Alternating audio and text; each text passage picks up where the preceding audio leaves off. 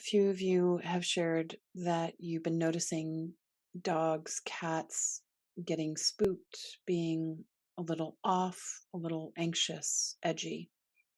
And when I take a look at the why of that, I see that we obviously we're on a planet that has many, many dimensions.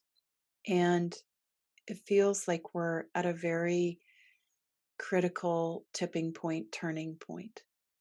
And when we're at a critical turning point, there is a lot of help that comes in from other places, other worlds.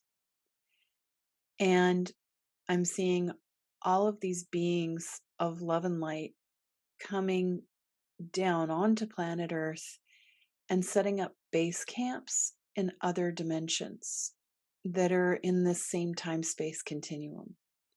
Well, space is relative because we're in the physical dimension that creates a particular space, but then there's these other dimensions that are existing in the same space. They're just vibrating in a different frequency.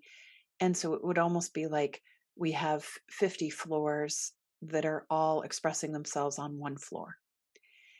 And dogs, cats, animals, nature spirits are able to perceive these other energies and other dimensions. And so when I take a look at what's happening in these other dimensions that are close to the physical dimension, I actually see all of these beings of love and light coming and setting up base camps on the planet, holding an energy that's really harmonic, supporting in the tipping point. And it might freak out the cats and the dogs because they're like, who just moved in next door? And you're like, no one just moved in next door. That's an empty field. No, no, no. There's a building there. There's a building there. There's a sacred space. There is a temple there. I didn't, that wasn't there yesterday. And so they're perceiving these structures and these energies and these beings in another dimension, just a finger breadth away. And you you can work with your animals and you can say, Fufu, Emmy, Rico, whatever your dog's name is,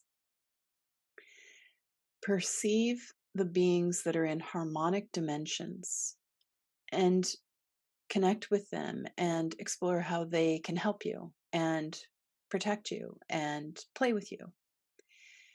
And then there's this familiar energy because again we in the play we are building lines of communication connection, and then you might actually be able to perceive these beings of love and light in these harmonic dimensions where they've just set up a base camp on planet Earth, not in the physical dimension but in these other dimensions, helping this tipping point, this turning point, and then you get positively empathically impacted by them. And you might even invite beings of love and light to set up a sacred temple on your front lawn. But remember that you now have a sacred temple on your front lawn or in your backyard. I do recommend not setting up a space where there's going to be lots of being coming and going in your bedroom because then it might be hard to sleep. So be very mindful about the spaces that you invite other beings that are expressing themselves in other dimensions to be cohabitating with you.